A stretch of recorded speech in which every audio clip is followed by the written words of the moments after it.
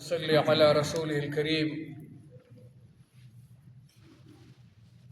ونشهد أن لا إله إلا الله وحده لا شريك له، ونشهد أن سيدنا ونبينا ومولانا محمد عبده ورسوله أرسله بالهدى ودين الحق ليظهره على الدين كله ولو كره المشركون.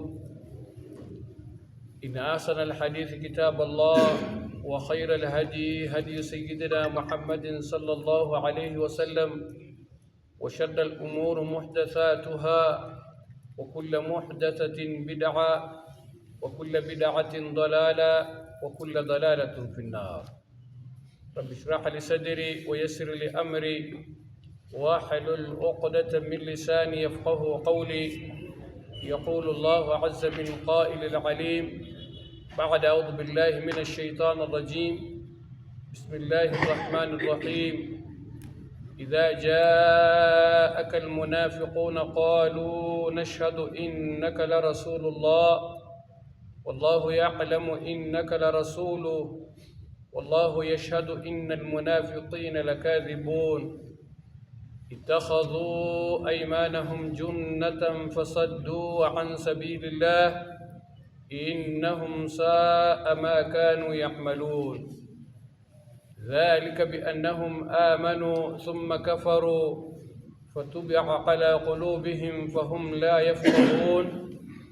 وإذا رأيتهم تعجبك أجسامهم وإن يقولوا تسمع لقولهم كأنهم خشب مسندة يحسبون كل صيحة عليهم هم العدو فاحذرهم قاتلهم الله أنى يؤفكون. وإذا قيل لهم تعالوا يستغفر لكم رسول الله لووا رؤوسهم ورأيتهم يصدون وهم مستكبرون. سواء عليهم أستغفرت لهم أم لم تستغفر لهم لن يغفر الله لهم إن الله لا يهدي القوم الفاسقين. Baada ya kumshukuru Mwenyezi Mungu Subhanahu wa Ta'ala na kumtakia rehema na amani bora wa Mtume Sayyidina Muhammad sallallahu alayhi wasallam, ni mara nyingine tena tunarejelea darsa ya tafsir, na kwa taufiki yake Mwenyezi Mungu Subhanahu wa Ta'ala ametufikisha mpaka hapo ili tuweze kuyafanya yale ambayo ni majukumu na yale ambayo ni masuhulia katika hii duni tukufu ya Mwenyezi Mungu Subhanahu wa Ta'ala. Na miongoni mwa yale ambayo ni majukumu na yale ambayo ni masuhulia ni kuhakikisha ya kwamba ujumbe wa Mwenyezi Mungu Subhanahu wa Ta'ala inafika kila pembe ya dunia hiyo. Basi tunamuomba Mwenyezi Mungu Subhanahu wa Ta'ala atuwafikie. Mwenyezi Mungu atupatie siha na afya, atupatie nguvu, atupatie na imani, atupatie fahamu nzuri ya kufahamu Qur'ani hiyo inshallah. Kubwa kabisa, Qur'ani hiyo ni kitabu ya amali, sio kitabu ya kupoteza muda katika kupulikiza visa na hadithi, bali madhumuni ya Qur'ani ni ipatikaniwe ndani yake amali. Kwa hivyo na amali hiyo kadhalika pia tunamuomba Mwenyezi Mungu atupatie taufiki inshallah. Na tunaanzia suratul Munafiqun kulingana na msururu ya darasa zetu, tumefikia mpaka hapo suratul Munafiqun.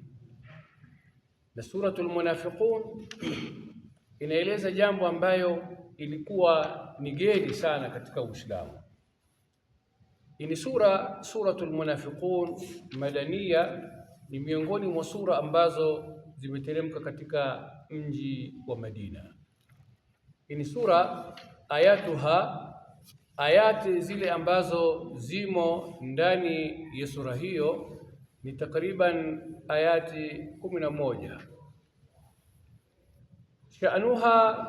Sha'nu sa'iri suwari al-madaniya, mfumo na maelezo na mtiririko ya nidhamu iliyoko ndani ya sura hiyo ni sawa sawa tu na nidhamu iliyoko katika sura zote iliyoteremka katika mji wa Madina, na nidhamu ya mtiririko ya sura zote za Madina ni ipi?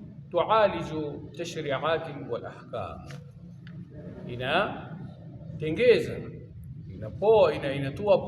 inatoa pozo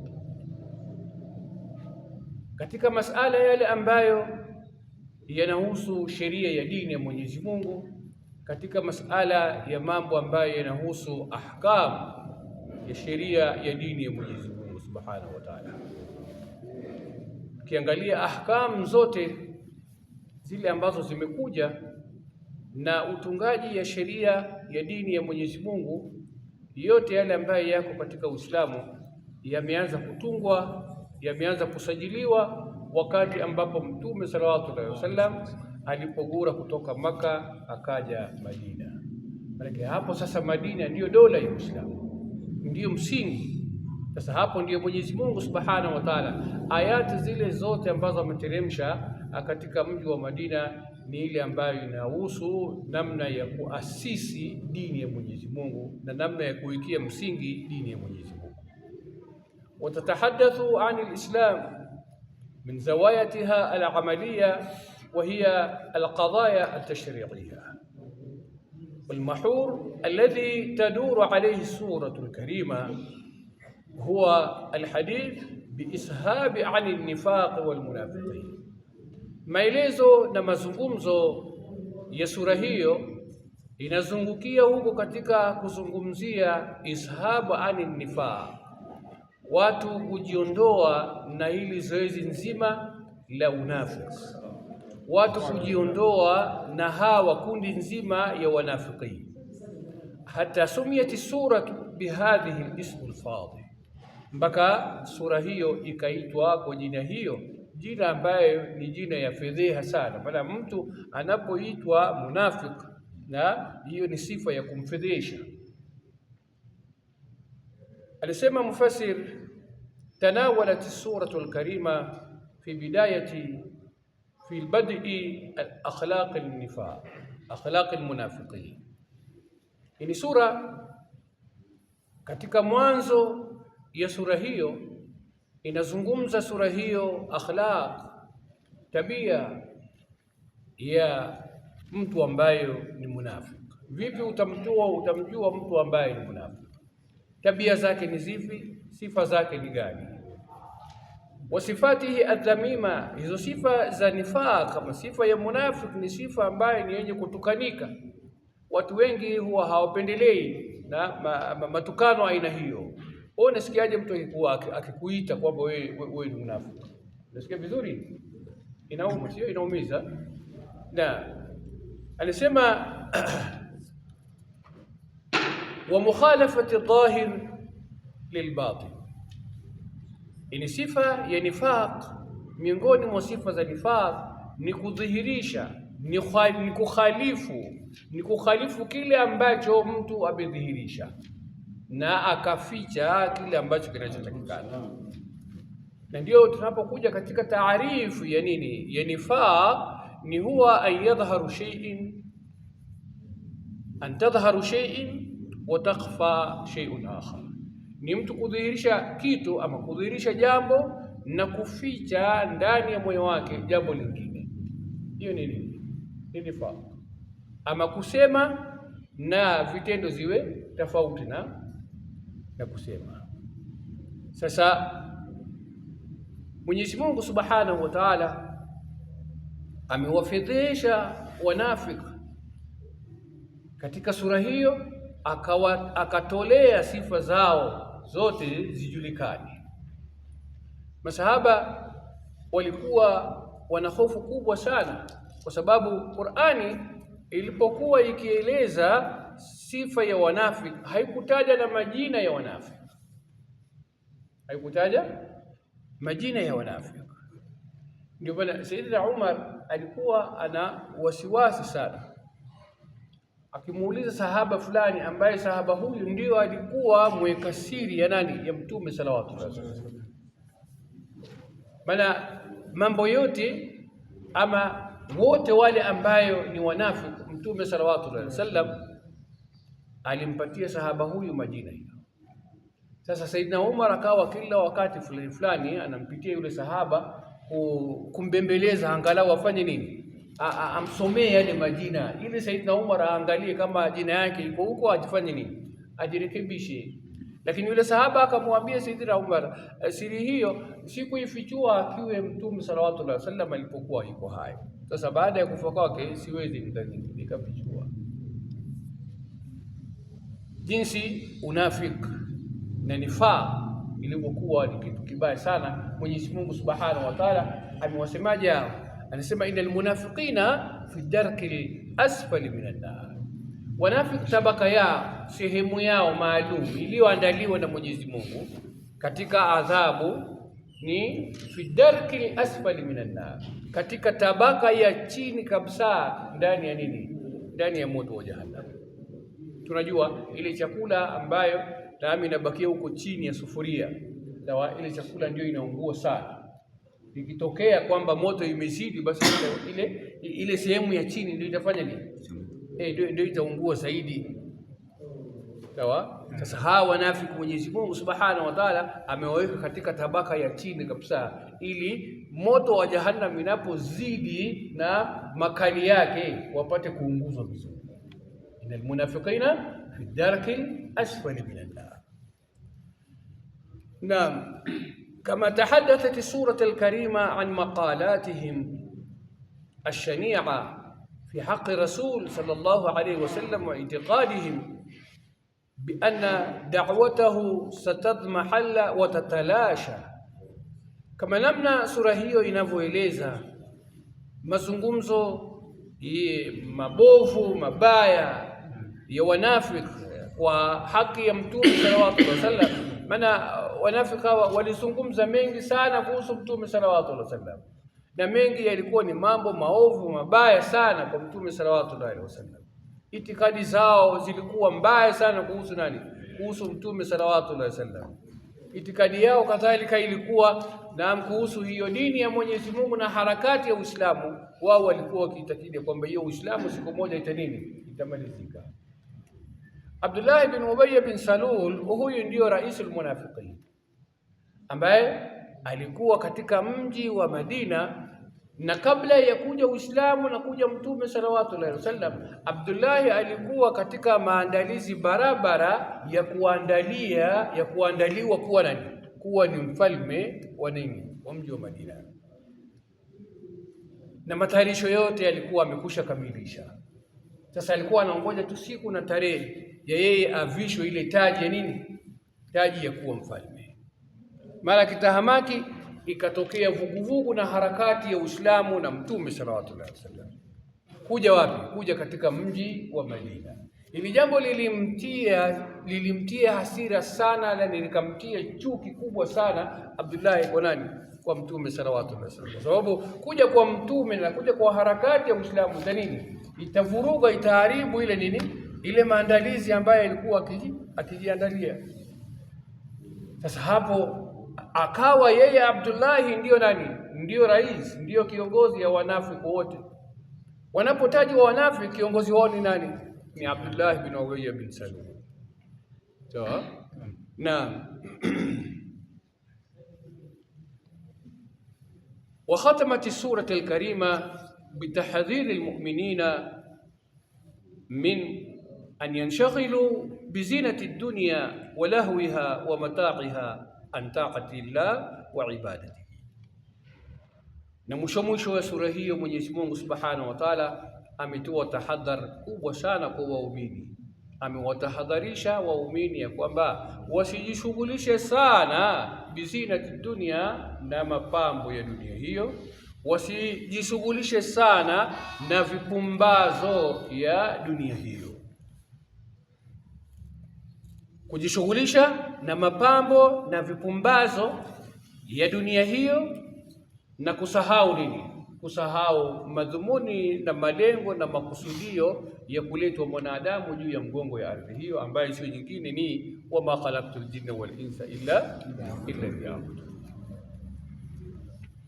Na sababu nuzul ya sura hiyo, ili sura limeshuka kwa sababu gani?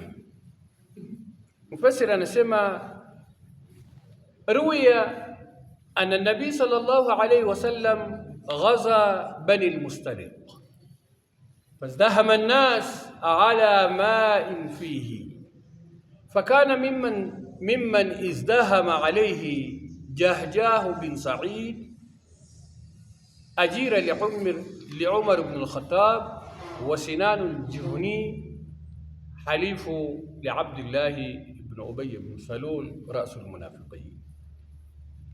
Anasema mufassir katika sababu nuzul ya sura hiyo imepokewa mapokezi na riwaya sahihi kutoka kwa Mtume sallallahu alaihi wasallam kwamba wakati Mtume sallallahu alaihi wasallam alipokusudia kwenda katika vita vya Bani Mustaliq.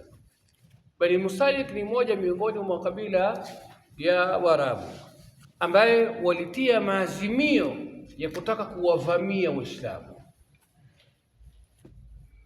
Maadui wa Uislamu toka enzi hiyo ni wengi tu.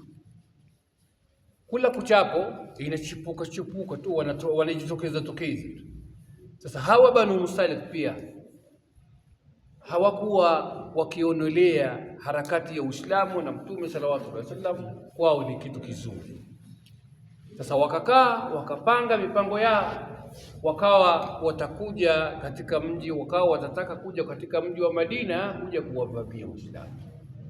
Habari hizo zilimfikia Mtume sallallahu alaihi wasallam, na mara moja zilipofika habari hizo Mtume sallallahu alaihi wasallam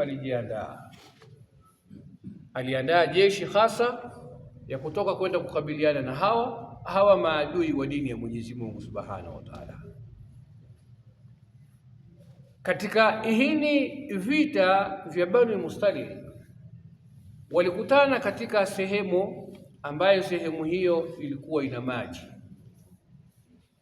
na katika jeshi ya Waislamu ambayo ni Muhajirin pamoja na Ansar, na ndani ya hiyo kikundi ya Ansar walikuwemo wanafiki. Unafiki ilikuwa haiko kabla ya Uislamu. Unafiki ilikuja baada ya Uislamu. Maana kabla ya Uislamu kulikuwa hamna nini? Hamna kufanya chochote. Mtu akitaka kufanya uovu yake, uchafu yake anafanya. Makafiri walifanya machafu yao bila ya kuogopea, bila ya kuhofia yoyote. Lakini ilipokuja tu Uislamu na Uislamu ikaanza kuchambua uhaki na usawa, basi hapo wengi katika watu waliingia katika Uislamu kwa sababu moja ama nyingine. Baadhi waliingia kwa sababu ni dini ya Mwenyezi Mungu, na baadhi waliingia kwa sababu ya maslahi ya kuja kuvamiwa na Uislamu, maslahi ya wao kupata mazuri na kutokana na hao Waislamu. Ala kulli hal, idadi ya Uislamu ilipokuwa ikiongezeka, hapo ikaanza kudhihirika unafiki na wanafiki, kwa maana ya kwamba ikaanza kudhihirika wale ambaye walitoa shahada ya ukweli na wale ambaye wametoa shahada ya uongo. Sasa katika vita hiyo kulikuwa na sehemu ambayo sehemu hiyo ilikuwa ina maji, na hiyo kundi ya Waislamu ambaye ni mkusanyiko ya Muhajirin na Ansar, kulikuwa ndani mwao wanafiki ambaye Abdullah bin Ubay bin Salul yeye ndio aliingiza hiyo kundi yake humo ndani ya Uislamu. Maana tunapozungumzia unafiki tunazungumza nini? Mtu kudhihirisha Uislamu, sawa, na kuficha nini? Kuficha ukafiri, sawa.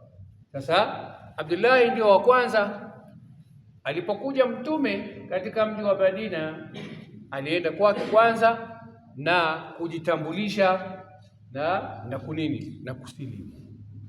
Lakini kusilimu kwake huko ilikuwa sio ya uzuri, kwa sababu yeye alikuwa anafanywa matayarisho ya nini? Ya kutawazishwa kuwa mfalme.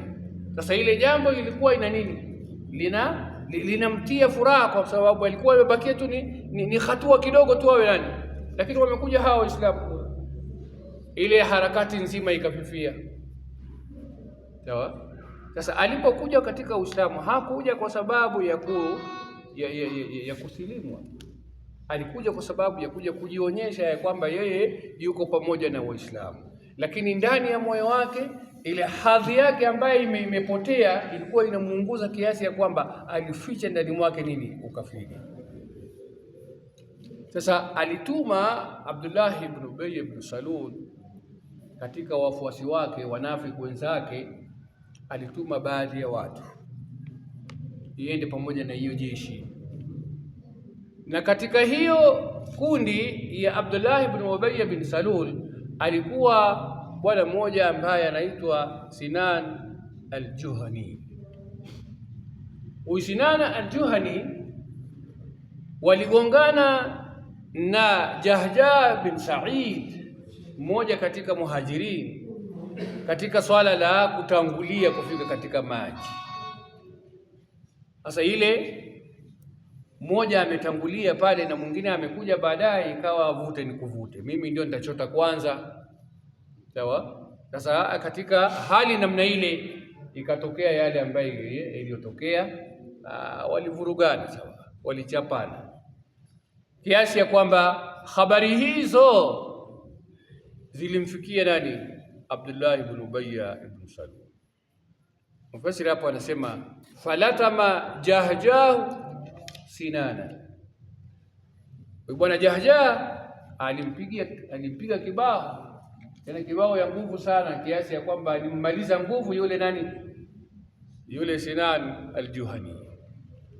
Sasa faghadhiba Sinan wasarakha ya lil-ansar wasarakha Jahja ya lilmuhajirin. Sinan alipiga nduru na akapiga ukelele kwamba na wenzake Ansar waje katika kumsaidia, amekusha kupigwa kibao, amekusha umizwa hapo. Na Jahja alipoona namna hiyo, ile jamaa anaita kundi yake, sio? Na yeye pia akaita muhajirin kundi yake, sawa. Sasa mambo inakuwaje? Vita, sio? Baina ya makundi mawili ambayo wote wako katika jeshi ya Uislamu. Faqala Abdullah, habari zilipomfikia Abdullah ibn Ubay ibn Salul na ile hikdi na husda aliyoko naye ndani ya moyo wake kuhusu Waislamu na Uislamu na harakati nzima ya Mtume,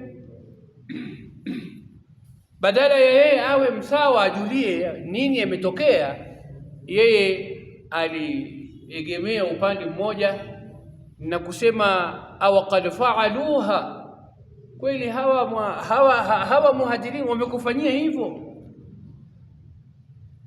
kwa maana ya kwamba umekufanyia jambo ambalo ni baya sana, sio? Hakuona Uislamu, hapana, yeye aliona ile nini, ile chuki yake na Uislamu. Hivi lazima atafutie sababu kwamba Uislamu na Waislamu ni wabaya. Aw qad fa'aluha wallahi ma mithluna wa mithlu haula'i, akasema na hapa kwa Mwenyezi Mungu kwamba mfano yetu na hawa muhajirin sio illa kama qala al-awwal, ni mfano ya kama namna ilivyosema kwamba sammin qalbaka yakuluka, wamsemo wa Kiarabu wamesemaje? Wamesema sammin qalbaka, mlishe umbo yako, mnyeshe vizuri, sawa, mnenepeshe vizuri, lakini elewa kesho kutu atakuja kukuuma wewe, sawa. Ndio tabia ya hawa wanyama, hawana akili hiyo. Siku miongoni mwa usiku umba atakuuma tu, sawa. Mpatie supu, sawa, mchanganyie supu na bangi, sawa, awe mkali zaidi, sawa. Mletee zile manofo zile ambazo ni fresh, wacha hizo ambazo zimekusha nini, mletee, lakini siku miongoni mwa usiku atakutafuna. Ndio Abdullah ibn Ubay ibn Salul.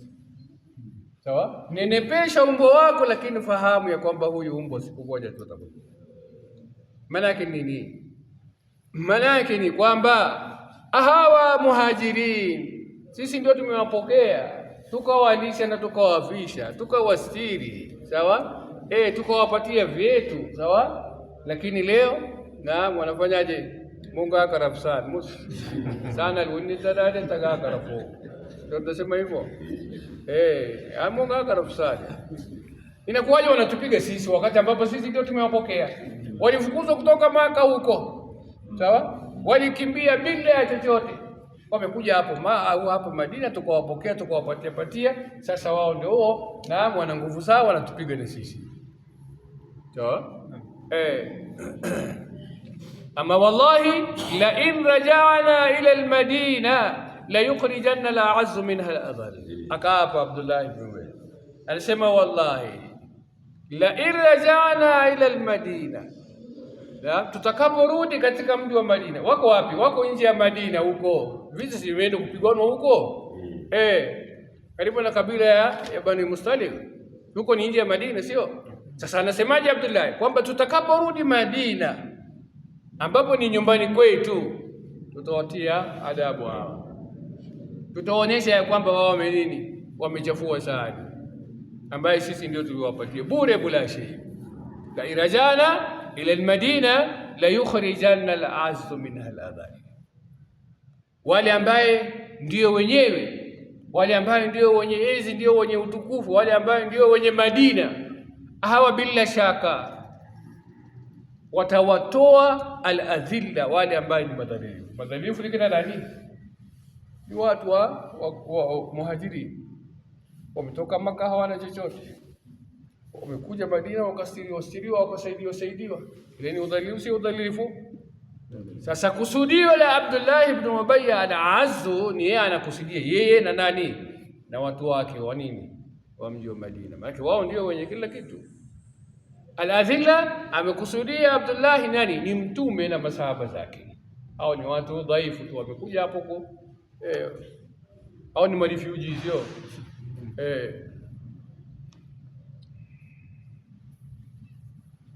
Naam. Anasema yani bil a'izz nafsuhu wa bil adhill Rasulullah sallallahu alayhi wasallam wa ashabi. Thumma qala liqaumihi إنما يقيم هؤلاء المهاجرين بالمدينة. Hakika sili nyingine hao mabana wanaishi katika mji wa Madina. Sawa? Bisababi, kwa sababu ya nini? Ya hali yao ngumu, maunatikum wa infaq. Kwa sababu ya hali yao ngumu wameishi Madina. Na kwa sababu ya nini? Ya maunatikum wa infaqikum alayhim. Na wamekuwa hao watu wamekuwa sasa ni watu waheshimika kwa sababu ya nini? Kwa sababu ya ile usaidizi wenu. Sawa? Ile msaada wenu mliowapatia.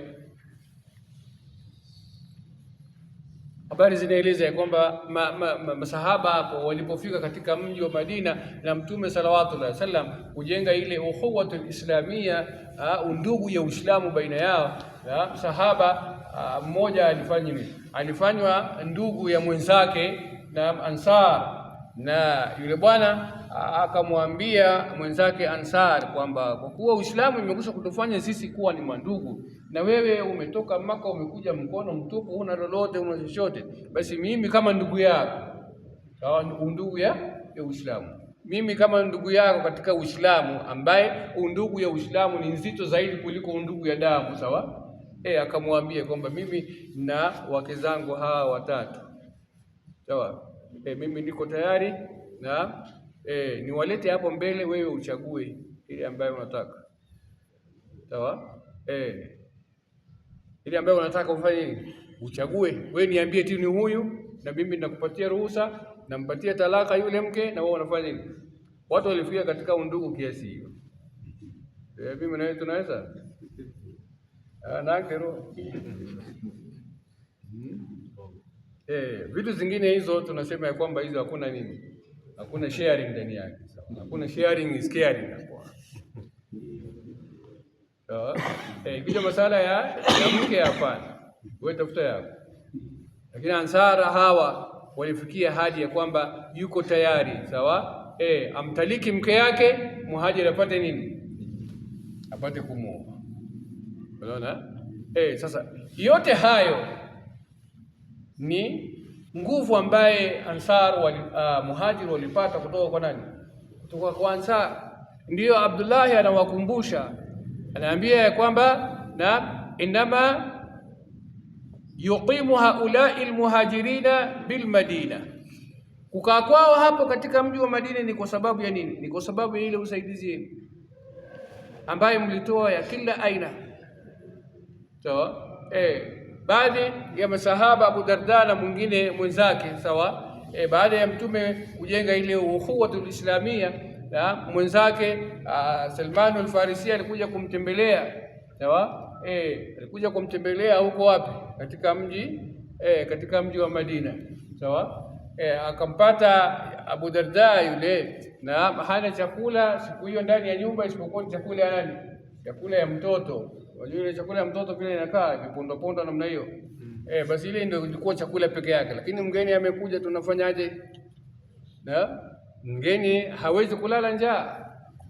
Sasa ile sahaba akamwambia mwenzake ya kwamba, akamwambia mkewe ya kwamba bwana, fanya utakapofanya, hiyo chakula ambayo iko ya mtoto basi tumpatie mgeni. Hatuwezi tukakubali mgeni alale njaa. Sasa tutafanyaje? Ile sahaba akamwambia mke yake, hizo ni mahesabu rahisi tu bwana. Wewe leta ile chakula na leta koroboi, sio? Najua koroboi sio? Ile taa ya nini taa ya utambi. Sawa? Ikaletwa iko pale.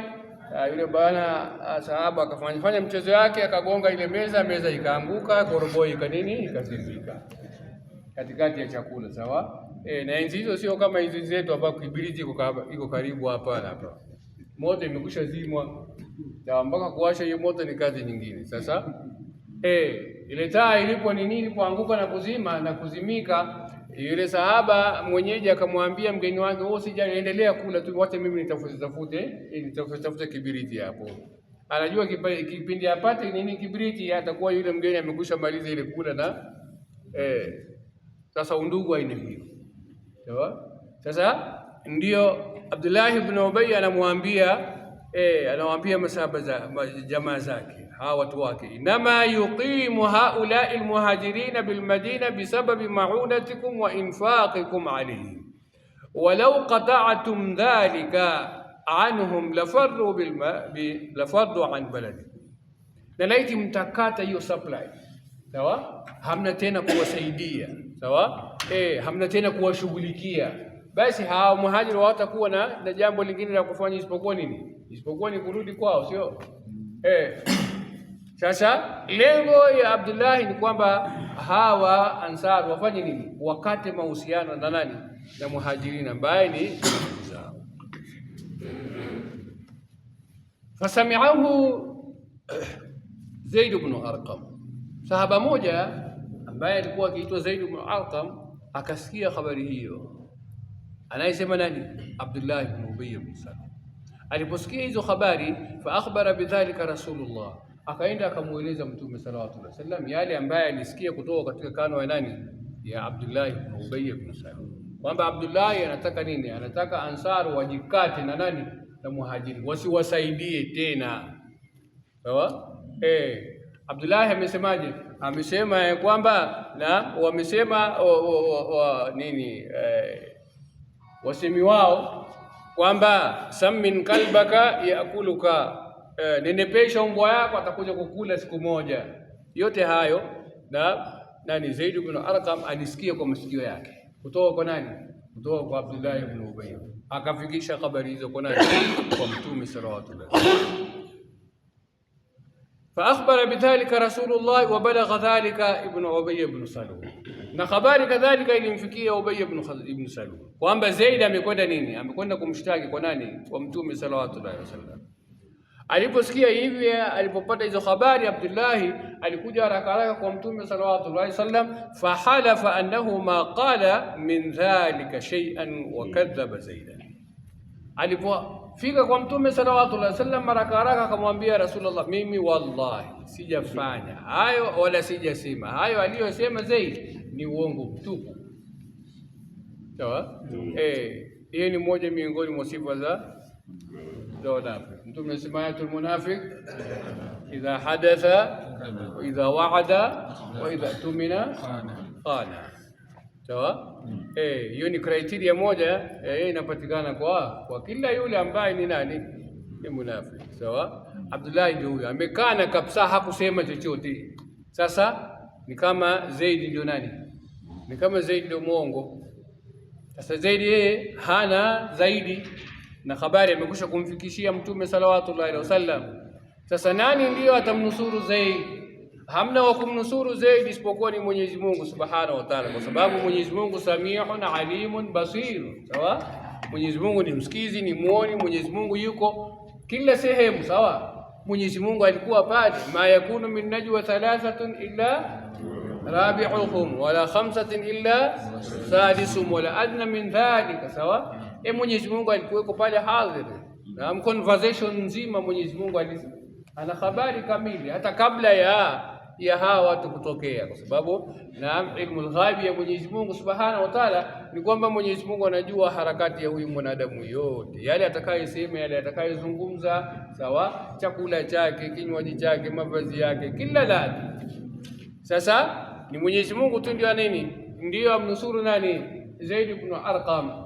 Na hapo Mwenyezi Mungu Subhanahu wa Ta'ala fanazalat as-sura ila qawlihi ta'ala yaquluna la in raja'na ila al-madina la yukhrijanna al-'azzu minha al-adhall.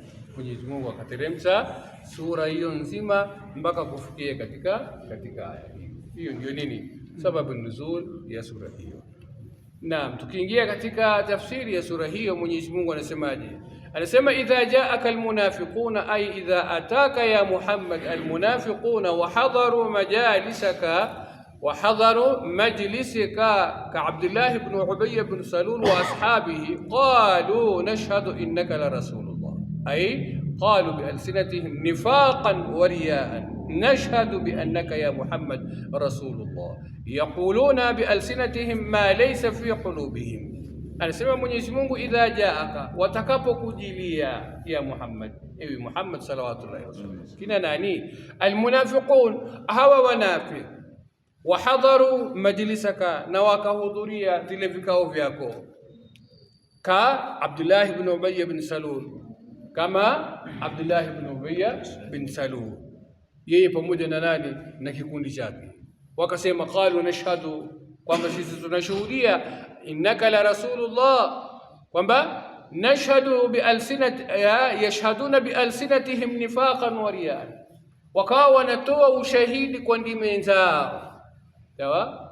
Wanatoa ushahidi kwa ndimi zao, tena ushahidi ya nini? Ya unafiki, ushahidi ya ria, ya kujionyesha kwamba wao nini, wanamkubali mtume ni nani, ni mtume wa Mwenyezi Mungu Subhanahu wa Ta'ala. Nashhadu bi annaka ya Muhammad rasulullah, yaquluna bi alsinati, wanasema kwa ndimi zao, ma laysa fi qulubi, yale ambayo haipatikani katika nyoyo zao. Mutalli'ul qulub ni nani? Ni Mwenyezi Mungu, ndio mwenye kuchungulia, ndio mchunguzi mkuu ya kuchunguza nini. Inna Allaha la yanzuru ila ajsamikum wala ila suwarikum, sawa, walakin yanzuru ila qulubikum. Mwenyezi Mungu haoni miili yenu mikubwa, miraba, vifua hizo, hana haja naye, wala haoni sura zenu sijui beautiful, sijui handsome, hana haja na hiyo sura. Sawa? Hizo ni vyakula ya nini, ya wadudu mle kaburini. Sawa, watakwenda kufanyia a happy birthday huko. Wewe furisha, nenepesha, sawa, fanya makeup zako zote, sawa, lakini wafamo unawatengenezea kina nani? Wale wadudu wale. Watakwenda kufanyia nini? Watakwenda kusherehekea birthday party. Wewe utakuwa hata na fungo. Sawa? Sasa Mwenyezi Mungu Subhanahu wa Ta'ala, walakin yanzur ila qulubikum wa a'malikum. Sehemu pekee yake ambaye Mwenyezi Mungu anaona. Tabaan Mwenyezi Mungu anaona huyu mwanadamu in totality, sawa? Lakini kuna na sehemu ambaye moja maalum Mwenyezi Mungu anachunguza, na ambapo huko ndiko kuna nini? Ndiko kuna harakati. Mtume anasema innamal a'mal binniyat. Sawa? Sasa huko sehemu ya nia huko, sawa, ambaye ndiyo markaz, sawa, ambaye ndiyo raisul aadha, sawa, moyo ambaye ni nini, ni rais wa viwili, huko ndiyo Mwenyezi Mungu anaangalia. Sawa. Sasa huko Mwenyezi Mungu Subhanahu wa Ta'ala ameangalia kwamba huko kutokutoa shahada ya hawa watu, na hiyo ni shahada ya uongo, hawatafanya hivyo, hawatamsadiki.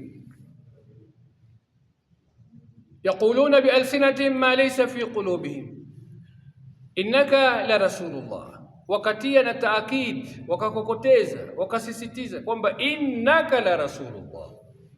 Zote hizo ni alatu taakid, inna na la rasulullah, yulami yani lamu taakid, sawa, kwamba hakika bila shaka, lakini ndani ya moyo wao mna shaka, ndani ya moyo wao hamna hakika.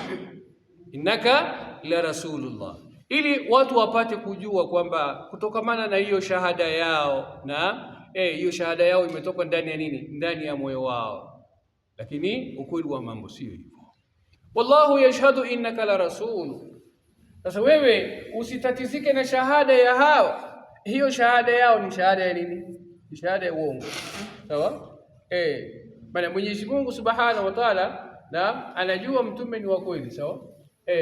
Na hapo tamko la kukadhibishwa hapo sio kukadhibisha kwamba hawa na wanafikiri kwamba wanakadhibisha kwamba utume wa nani, wa mtume sallallahu alaihi wasallam. Hapa utume wa mtume sallallahu alaihi wasallam iko pale pale. Hiyo uongo imetoka wapi? Hiyo uongo imetoka katika shahada yao, sawa. Kwa sababu nini shahada? Shahada ni huwa al-iqraru bil qalbi wa tasdiqu bil lisan, ndio shahada, sawa. Ni ile ambayo imekiri ndani ya moyo wako na ikatamkwa na nini, na ulimi. Hiyo ndio nini, ndio shahada. Sasa hizo vitu viwili lazima iende sambamba, uliotamka kwa ulimi na uliokiri kwa moyo lazima iende sambamba. Kwa sababu ukisema ya kwamba Muhammad Rasulullah, moyo wako pia ikubali kwamba Muhammad nani, ni Rasulullah, sawa. Sio ulimi inasema Muhammad ni Rasulullah na moyo inasema hatawishi. Hiyo sio shahada. Kwa hivyo hiyo ni nini? Hiyo ni uongo ya nini, ya ushuhuda, sawa. Na wallahu ya'lamu innaka la rasulu, Mwenyezi Mungu aliyekuumba wewe anajua vizuri wewe ni nani, wewe ni mtume wa Mwenyezi Mungu. Kwa hivyo usije ukaone ya kwamba hiyo ushuhuda ya hawa bwana ni kitu kubwa sana. Hapana, sio kitu kubwa sana mbele ya Mwenyezi Mungu hapa, bali hiyo ni nini, ni uongo mbele ya Mwenyezi Mungu, ni uongo. Bali Mwenyezi Mungu ndio anashuhudia sasa kwamba wewe ni nani. Shahida Allahu annahu la ilaha illa Allah, sawa. Mwenyezi Mungu anashuhudia kwamba mtume ni nani. Sasa shahada ya Mwenyezi Mungu hiyo ina shaka? Haina shaka. Sasa wewe Muhammad usiwe na nini, usiwe na shaka, kwa sababu Mwenyezi Mungu mwenyewe anajua kwamba innaka la rasulullah. Wallahu ya'lamu innaka la rasulu, Mwenyezi Mungu Subhanahu wa Ta'ala anajua kwamba wewe ni nani, wewe ni mtume wake. Wallahu yashhadu, na Mwenyezi Mungu anashuhudia, innal munafiqina lakadhibu. Mwenyezi Mungu hapo anatoa ushuhuda, sawa, kwamba hawa ni wanafiki wa kihakika, sio wakutiliwa shaka. Hapana, hawa ni wanafiki wa kweli. Imetolewa ukweli na nani? Na Mwenyezi Mungu, sawa. Wajua ukweli ya mwanadamu ina nini? Ina mambo chungu nzima, sio? Hata ukiwafanyia nini, hata uwapatie nini, lakini bado tu watu watakwambia oso zile shorta jan fulani kan mazile kaloma biso. Unaona binadamu. Sasa Mwenyezi Mungu Subhanahu wa Ta'ala yashhadu an innal munafiqina lakadhibu, hawa nafik ni waongo. Yashhadu bikadhib munafiqina fima adharuhu min shahadati, uongo ya wanafiki ambaye Mwenyezi Mungu anatolea ushahidi kwayo ni kwamba hawa wanafiki wanadhihirisha shahada ya ndimi zao, sawa, na kiapo yao kupitia nini, kupitia ndimi zao. Lianna man qala bilisanihi shay'an wa i'taqada khilafahu fa huwa kadhib, kwa sababu mwenye kutamka jambo na moyo wake ikakhalifu, huyu ni nani? Huyu ni mwongo. Sawa? Hata kuwapie mara ngapi? Sawa? Ambaye imekuwa ni mazoea sana siku hizi, mtu akitaka kuambia uongo mpaka ataje nini? Mpaka aape na jina la Mwenyezi Mungu. Wallahi imekuwa nyingi sana katika muamala yetu, na Mtume sallallahu alaihi wasallam amekataza. Sawa? Una lazima ya jambo kidogo ambayo umefanya, wallahi sijui umeenda nyumbani, wallahi hata upe sijui umefukuzwa huko, wallahi turujana no ya nini, hamna haja. Sawa? Naam, anasema Mwenyezi Mungu, ittakhadhu aymanahum junnatan fasaddu an sabilillah. Ittakhadhu imanahum alfajira wiqayatan wa sutratan yastatiruna biha min alqatl, wamechukua imani ambayo wametamka kwamba wamemwamini nani, wamefanya imani ndiyo nini, ndiyo nguzo na ndiyo sitara ya kustiri yale maovu yao. Wamefanya imani ndiyo ngao ya kukinga nini, ya kukinga ukafiri yao. Sawa? Isijulikane ukafiri yao kwa sababu wamesema nini, wamesema wallahi. Sawa? Wakati ambapo hizo sio vitu ya nini, ya kukubalika. Imani haiwezi kuwa ngao, haiwezi kuwa stara ya kustiri ukafiri na uchafu. Sawa? Ittakhadhu aymanahum junnatan fasaddu an sabilillah, wakawa watawazuia watu na njia ya nani, na njia ya Mwenyezi Mungu. Famana'u an-nasa an jihad, wakawa wanawazuia watu na nini, na kupigana katika njia ya Mwenyezi Mungu. Huyu Abdullah ibn Ubay ibn Salul, mara nyingine kundi likitoka kwenda vitani, sawa, anatoa instruction kwa wale nani, kwa wale ile kundi yake, kwamba vita ikiwa kali sana, nyinyi mfanye nini, withdraw, mjiondoe, ili hao Waislamu hao wachapo vizuri. Unaona ile ni nini, ile mana'u nasa an jihad, huko ni kuzuia watu na nini, na jihadi ya kupigania dini ya Mwenyezi Mungu. Huko ni kuzuia watu na nini, anil imani bi Muhammadin sallallahu alayhi wasallam. Ittakhadhu aymanahum junnatan fasaddu an sabili innahum sa'a ma kanu ya'malun. Anasema mufassir, qabihun amaluhum wa sani'uhum li'annahum yudhhiruna bimadhhar al-iman wa hum min ahli an-nifaq wal-islam, من أهل النفاق والإسيان، فبئست أعمالهم الخبيثة من نفاقهم وإيمانهم الكاذبة. إنهم حقيقة يا هوا ni uovu iliyoje ya hawa wanayofanya. Wanafanya je? Wanadhihirisha Uislamu na wanaficha nini? Wanaficha ukafiri. Hiyo ni kitu ambayo ni mbovu sana katika muamala ya nani, ya mwanadamu. Dhalika biannahum amanu thumma kafaru. Uovu hiyo imewapata kwa sababu gani? Kwa sababu ya annahum, walisema ya kwamba wao wameamini, ila hali ya kwamba wao kafaru, hawakuamini. Fatubia ala qulubihim, hawezi wakapata kheri ya imani. Sawa? Kheri ya imani iko mbali sana na wao, kwa sababu kheri ya imani haiji kwa mtindo wa aina hiyo. Mtindo ya huko umesema ya kwamba umeamini na huko umeficha ukafiri, kheri haikuji. Sasa anasema Mwenyezi Mungu, fatubia ala qulubihim fahum la yafqahun. Mwenyezi Mungu amekusha kugonga muhuri ndani ya nyoyo zao. Khatama Allahu ala qulubihim wa ala sam'ihim wa ala absarihim ghishawatun wa lahum adhabun. Hawa Mwenyezi Mungu amegonga muhuri, wafanya watakalofanya, lakini hidayah itapatikaniwa kwao, hawatapata hidayah. Mwenye hidayah ni nani? Mwenyezi Mungu. Sasa Mwenyezi Mungu mwenyewe ndiye amekusha gonga muhuri, utapata hiyo hidayah? Hiyo hidayah inapatikana kutoka kwa nani? Kwa Mwenyezi Mungu Subhanahu wa Ta'ala. Na hiyo hidayah ni neema kubwa sana kutoka kwa Mwenyezi Mungu, ambaye na wewe Muislamu unatekania na uiombe hiyo hidayah katika kila swala yako. Katika kila swala tunasoma ihdina siratal mustaqim, sio? Mara ngapi? 17 na zaidi, sawa? Magharibi iyyaka na'budu wa iyyaka nasta'in, ihdina siratal mustaqim mara 3, sio? Ishai ihdina siratal mustaqim mara ngapi? Mara 4. Alfajiri ihdina siratal mustaqim mara 2, na madhuhuri ihdina siratal mustaqim mara 4, alasiri ihdina siratal mustaqim mara na swala zako zingine zote za sunna. Angalia nini hiyo, unamuomba Mwenyezi Mungu hidayah, sawa? Sasa hawana hidayah kwa njia yoyote, kwa sababu Mwenyezi Mungu mwenye hidayah amegonganisha muhuri yake katika nini? Katika nyoyo zao.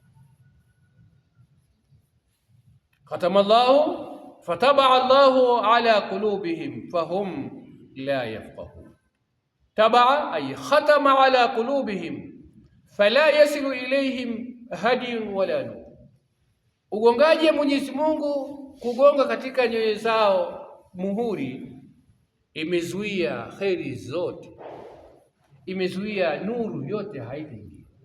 Hata waje mashekhe malaika wawaidhi hawatapata hidayah, hawatapata hidayah, kwa sababu hidayah ndio kwa nani? Kwa Mwenyezi Mungu mwenyewe. Sasa Mwenyezi Mungu mwenyewe amekusha nini? Amekusha piga muhuri, sawa? Ni maana Mwenyezi Mungu alimwambia mtume kuhusu ammi yake nani? Abu Talib, sawa? Innaka la tahdi man ahbabta walakin Allah yahdi. Huwezi ukamuongoza yoyote umtakaye umpendaye, lakini Mwenyezi Mungu anamuongoza yoyote amtakaye, sawa?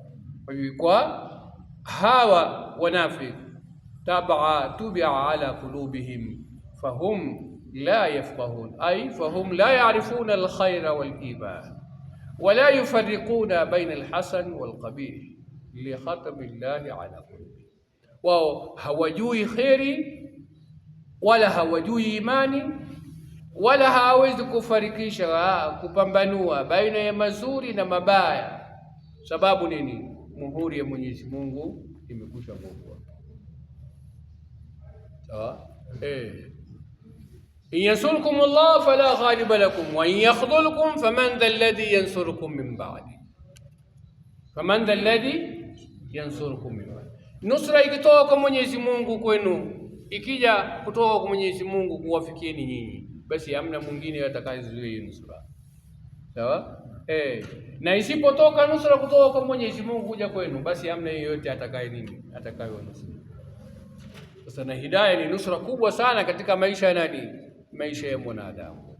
Kama haijatoka kwa Mwenyezi Mungu, basi hamna yeyote atakayewaletieni. Akizuia Mwenyezi Mungu, hamna mwenye yeyote anayeweza kuwapatieni. Innahum watubia ala qulubihim fahum la yafqahun. Wao hawajui nidhamu hiyo, hawajui hiyo system ya Mwenyezi Mungu. Wa idha ra'aytahum tu'jibuka ajsamuhum wa in yaqulu tasma' liqawlihim.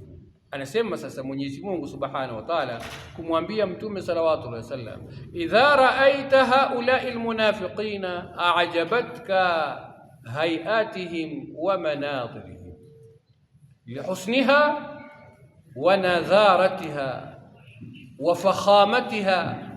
Mwenyezi Mungu anamwambia Mtume, idha ra'aita haula'i almunafiqin, ukiwaona hawa wanafiki mandhari yao au appearance yao ina nini? Inakustajabisha sana, kwa sababu wao ni mijitu hasa pandikizi, sawa? Watu wenye sura nzuri, sawa? Ina Abdullahi alikuwa anakula vizuri sana, mtu mwenye matumbo, sawa? Wale ambao tunasema wadega kulikui, sawa?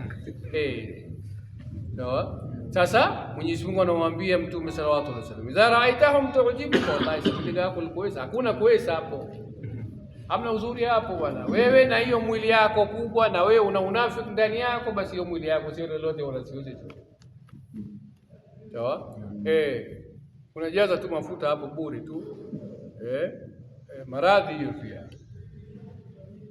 sawa. Idha ra'aitahum tu'jibuka ajsamuhum wa haidatuhum wa in yaqulu tasma' liqawlihim. Mwenyezi Mungu anamwambia mtume ai in yatakallamu tusghi liqalamihim wa fasahatihim wa dhalaqati lisanihim, na wanapozungumza unapulikiza sana, unasikiliza kwa makini sana maneno yao, kwa sababu ya ufasaha ya lugha ambaye wanaye lugha ya Kiarabu, na maneno yao ni matamu sana. Yaqulu tasma'a liqawlihim. Ibn Abbas anasema kana Ibn Salul rasul munafiqina jasiman fasihan dhalq lisan. Huyu Abdullah alikuwa ni mtu jasiman, mtu mnene, fasihan, tena mwenye ufasaha ya mazungumzo, tena mazungumzo yake ni matamu. Fa idha qala sami'a an-nabi sallallahu alaihi wasallam, anapozungumza mtume alikuwa akimsikiliza kwa makini sana. Wakadhalika kana ashabuhu, hata hivi na wale kundi ya nani ya Abdullah pia walikuwa ni watu namna hiyo. Idha hadaru majlis an-nabi yu'jibu an-nasu la bihayakilihim, wanapohudhuria katika zile vikao vya mtume masahaba walikuwa wakistajabu na ile ukubwa wao, jamili yao, sawa, sura zao na mazungumzo yao matamu. Sasa ndiye Mwenyezi Mungu anasema wa yaqulu tasma'a liqawlihim. Hawa Mwenyezi Mungu Subhanahu wa Ta'ala anasema ni kina nani? Hawa ni kaannahum khushubun musannada. Naam, yushabbihuna akhshaban musannadatan ila haid. Mwenyezi Mungu Subhanahu wa Ta'ala ambaye ndio alimul ghaib wa shahada anajua original structure ya hawa watu. Mwenyezi Mungu anasemaje? Anasema hawa ni kama nini? Khushubun musannada, ni kama tu vigingi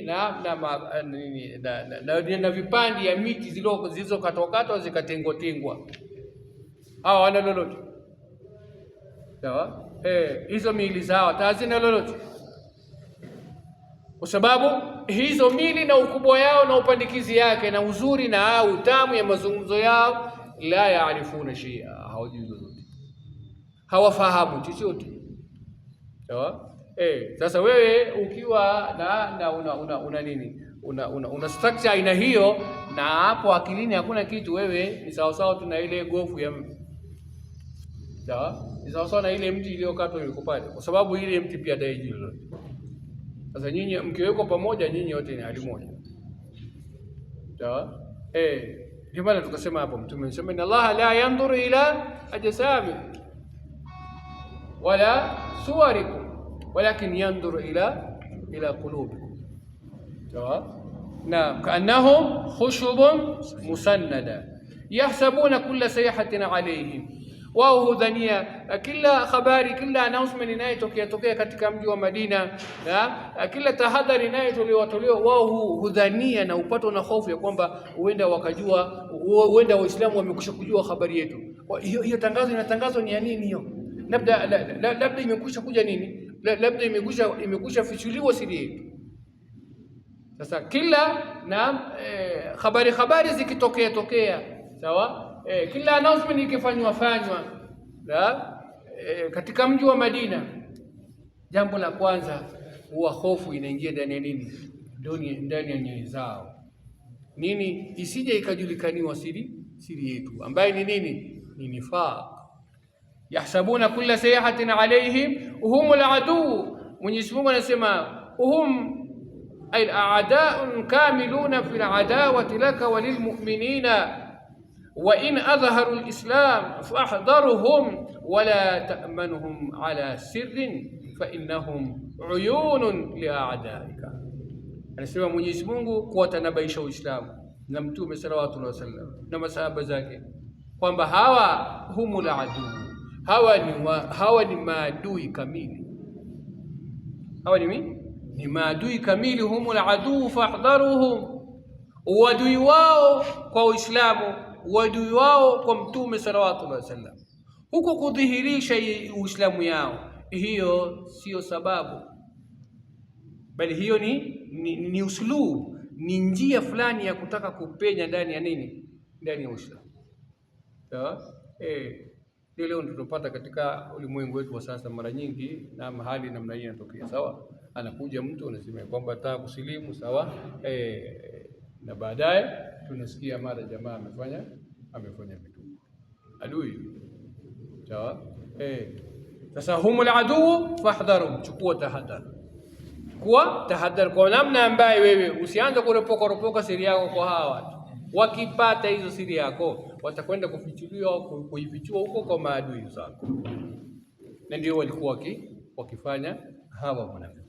Wakipata habari yoyote ya Uislamu wanawapelekea maadui ya Uislamu. Qatalahumullah, hawa akhzahumullah wa la'nahum, hawa Mwenyezi Mungu Subhanahu wa Ta'ala amewafedhesha, hawa Mwenyezi Mungu atawaangamiza, hawa Mwenyezi Mungu wana laana ya Mwenyezi Mungu Subhanahu wa Ta'ala. Wa ab'adahum an rahmati, Mwenyezi Mungu amewaweka mbali sana na nini, na rehema yake. Anna yufakun, vipi wao wanageuza mambo kwa hali namna hiyo, sawa? Wanageuza nini? Wanageuza upotovu, sawa, na kuificha upotovu hiyo ndani ya nini? Ndani ya Uislamu.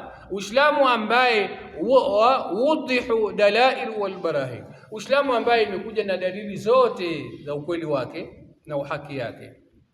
Sasa vipi hawa watu wanakuja kujiingiza huko ndani ya Uislamu na wanafanya hayo wanayofanya? Mwenyezi Mungu Subhanahu wa Ta'ala anasema, mufassir, riwaya imepokewa na Abi Huraira, anasema anna Rasulullah sallallahu alayhi wasallam qala inna lilmunafiqina alamatin yu'rafuna biha, hakika hao wanafiki wanazo alama ambazo hujulikaniwa kwayo. Ya kwanza, tahiyatuhum la'na, maamkizi yao ni nini? Ni laana. Laana kutoka kwa nani? Kwa Mwenyezi Mungu Subhanahu wa Ta'ala, sawa. Na kwa mtume vile vile walikuja na mfumo hiyo. Mara nyingine walikuwa wakimtolea mtume na Mayahudi, mara nyingine walikuwa wakimtolea mtume na salamu ya kumwapiza, badala ya kumwamkia na nini na salamu alaykum, wao walikuwa wakimwamkia mtume salamu alaykum. Maana salamu ni nini? Ni maangamivu, sawa. Sasa hiyo ndio nini? Ndio mtindo ya wanafiki. Tahiyatuhum la'na wa taqamuhum an-nuhba, na vyakula vyao ni zile za kuporapora, sawa. Wa ghanimatuhum ghulul, na ngawira zao ni ile ambayo wameiba. Unajua ngawira ikishapatikaniwa huwa inakusanywa pale pamoja, alafu baadaye ndio nini? Ndio mtume anafanya nini? Anazigawa, sawa. Sasa wewe ukienda ukaiba pale, hiyo inaitwa nini? Ghulul, sawa. Sasa hawa walikuwa na mtindo namna hiyo. La yaqribuna almasajid, wao hawasogei karibu na msikiti isipokuwa wao ni wenye kugura msikiti. Wala yatuna salata illa duburan, swala zao ni kama hivyo, wanakuja baadaye.